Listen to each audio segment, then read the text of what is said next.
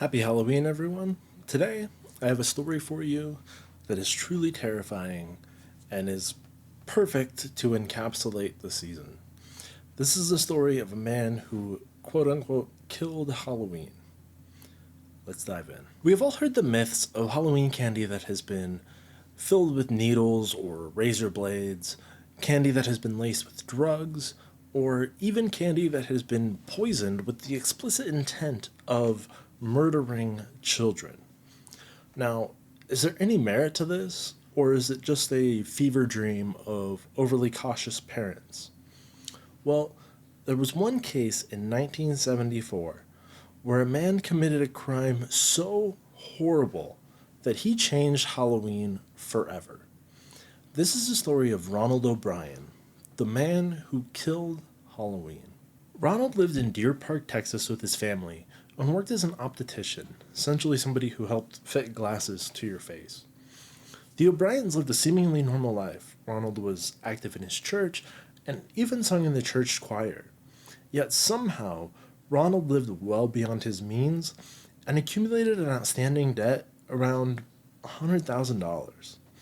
This was a problem that Ronald needed to solve. So, what was the easiest way to solve this problem? File for bankruptcy? Maybe.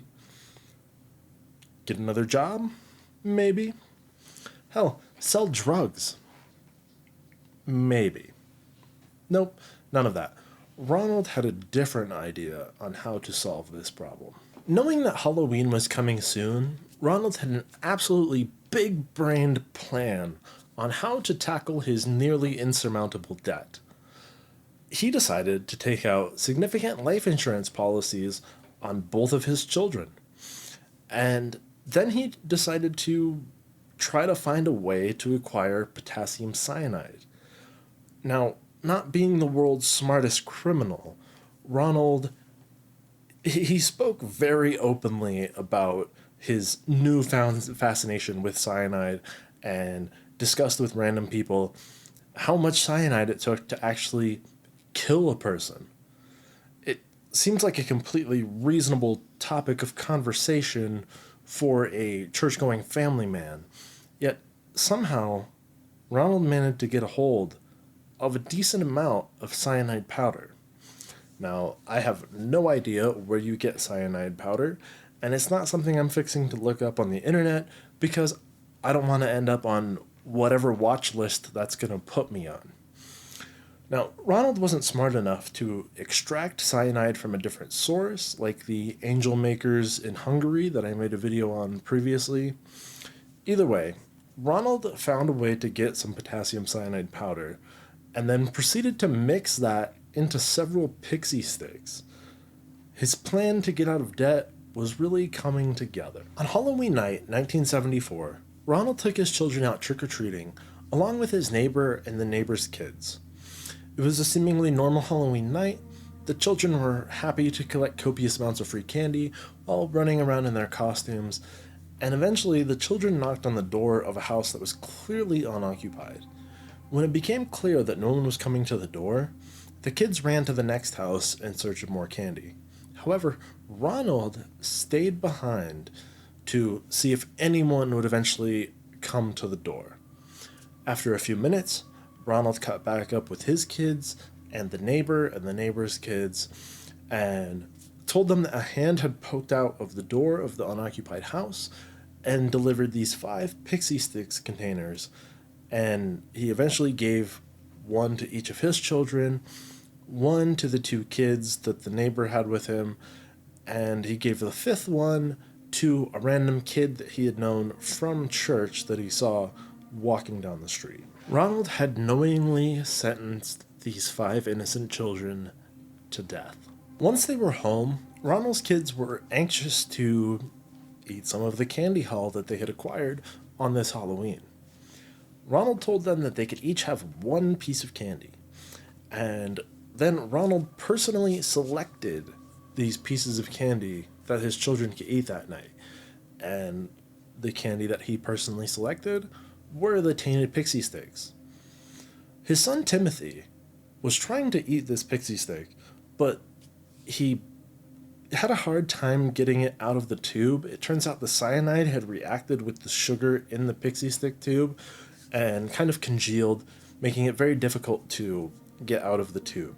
So Ronald helped his son get this out by sort of rubbing it in between his hands to loosen up the mixture a little bit so his son could eat it. Upon eating the tainted pixie stick, his son Timothy had complained that this pixie stick tasted awful. It tasted bitter, and presumably, given that it was cyanide, there was a hint of almond taste and smell in the pixie stick mixture. So, at this point, did Ronald have second thoughts? Absolutely not. Ronald then went and got some Kool-Aid for the kid so he could wash it down. Upon eating more of the pixie stick, washing it down with the Kool-Aid, the kid Timothy, he complained that his stomach hurt, where eventually he then ran to the bathroom, started throwing up, and then convulsing, and then eventually fell limp.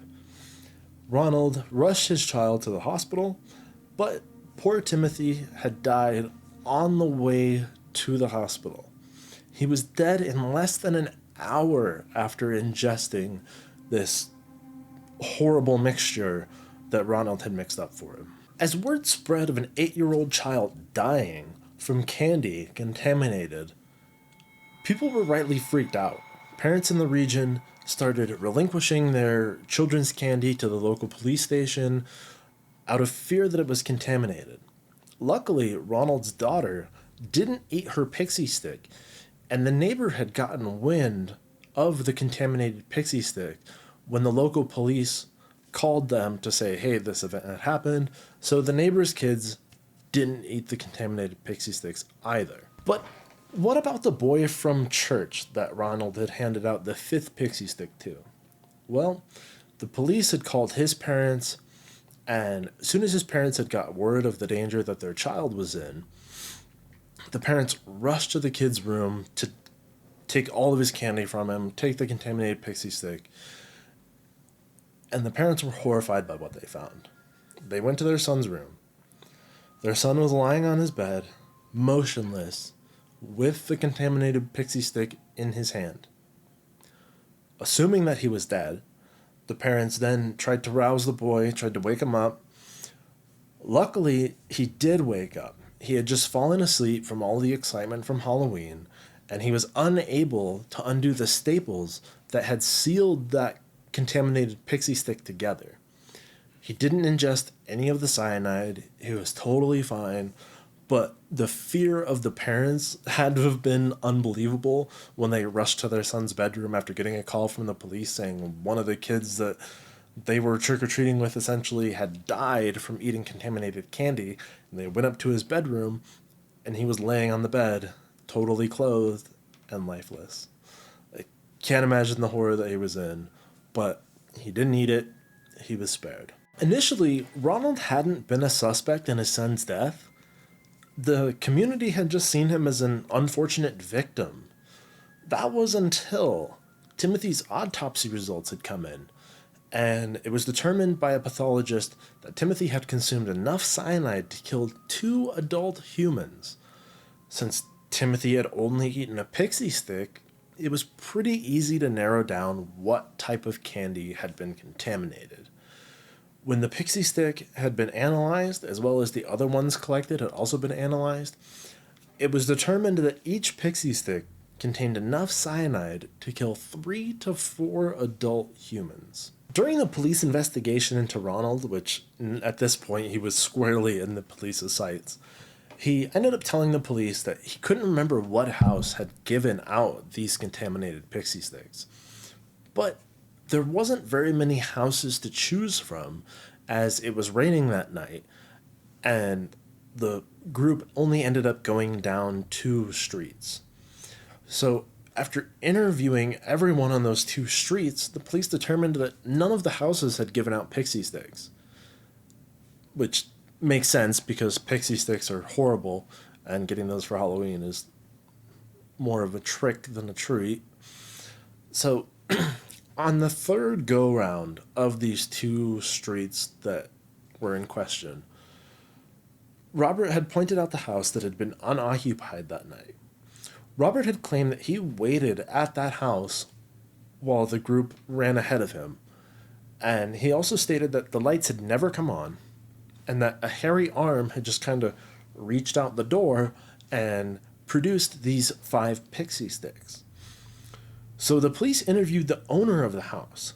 Turns out the owner of the house was an air traffic controller who was at work Halloween night 1974, and his alibi was verified by over 200 coworkers that had seen him there that night as he was in the wherever air traffic controllers work. His alibi was airtight, plenty of people had seen him, and now Robert was the sole suspect in the murder of Timothy. During the investigation into Robert, the police determined that he was in insurmountable debt. He had a history of not being able to hold a job. His home had already been foreclosed on. He was delinquent on several loans. His car was about to be repossessed by the bank. They then learned that in January 1974, Robert had taken out substantial life insurance policies on his children, policies that his wife was clueless about. And taking out life insurance policies on perfectly healthy children, especially ones that were such a large amount of money, raised a lot of red flags. Robert was squarely in the crosshairs of the police at this point, and rightly so. The morning after Timothy's death, which would be November 1st, 1974, Robert, instead of being, your normal inconsolable parent after they had just lost a child, Robert was badgering the life insurance company for the money. The police had also learned that Robert had been to a chemical company in an effort to buy cyanide. The authorities suspected that he gave the poison candy to the other children as a means of concealing his crime. Robert was arrested on 1 count of capital murder and 4 counts of attempted murder for giving the cyanide-laced candy to the other children. Robert pled not guilty, and then the trial ensued. During the trial, a chemist that Robert had accosted gave testimony that Robert expressed an unusual interest in cyanide, how to acquire it, and the fatal dosage rates in humans. Okay, at this point, I realized I've messed up. Instead of saying Ronald, I've somehow switched to Robert, but just replace anything that you hear that says Robert with Ronald and it's good to go. I completely messed this whole thing up. My apologies, but I don't have the time to re-record, so yeah, that's the explanation on that. Going forward, Ronald, not Robert. Also during the trial, Ronald's sister-in-law and brother-in-law had testified that Ronald had made statements at Timothy's funeral talking about the life insurance money and how he was going to use it to take a very nice vacation, as well as buy some unnecessary items. He wasn't even going to use the life insurance money to get out of debt. He was going to spend it frivolously. Ronald's wife then testified that, 1, she didn't know anything about the life insurance policies that Ronald had taken out, and that Timothy didn't get to pick his own candy that night. He was allowed 1 piece, and he wasn't even allowed to pick it. Ronald had picked it for him, which further drew suspicion to Ronald as being the murderer. During the initial trial, the jury took less than an hour, 46 minutes, to convict Ronald on 1 count of capital murder and 4 counts of attempted murder. During the sentencing phase, the jury took 71 minutes to sentence Ronald to death via electrocution. Ronald was getting the chair, and boy did he deserve it. If anyone deserved it, it was Ronald. However, after the conviction, Ronald's wife divorced him, as you would. I can't imagine why you would stay married to the man who murdered your children. And she ended up getting remarried, and her new husband formally adopted Ronald's surviving daughter. Ronald protested his death sentence, saying that it was cruel and unusual punishment, which is really funny coming from a man who sentenced his own 8-year-old son to death for nothing. For nothing, just to get a payment for money that he was going to squander. Most people, myself included, have zero sympathy for Ronald. Even the other death row inmates hated Ronald. Sadly, a bunch of lawyers pushed Ronald's execution back far enough that he didn't get the chair. The chair had been deemed cruel and unusual punishment at that point. But he was the first Texas death row inmate that was fixing to receive lethal injection.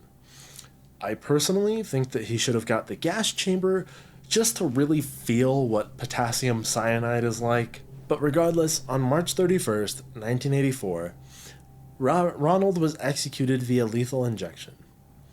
During the execution, there were about 300 people conducting a demonstration outside of the prison.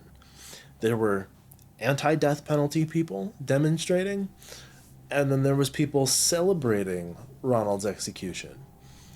The people celebrating cheered, yelling, "Trick or treat," and some of the pro-death penalty demonstrators even showered the anti-death penalty demonstrators with candy. If anyone was deserving of the death penalty, it was Ronald O'Bryan. So, there is one case of a maniac poisoning Halloween candy, but it wasn't a random attack.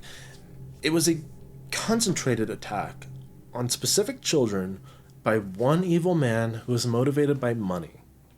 A man who loved money more than his own children. A man who valued the life of his children at a measly $60,000. Good riddance to Ronald O'Bryan. Wherever he is now, I hope it's really, really, really hot. Well, that's all I have for you guys today. I hope you guys have a very happy Halloween. I hope you have a safe Halloween. Enjoy yourselves. Enjoy the holiday. Enjoy the spooky season. Be good to each other. Be good to your kids. And I'll see you guys next time.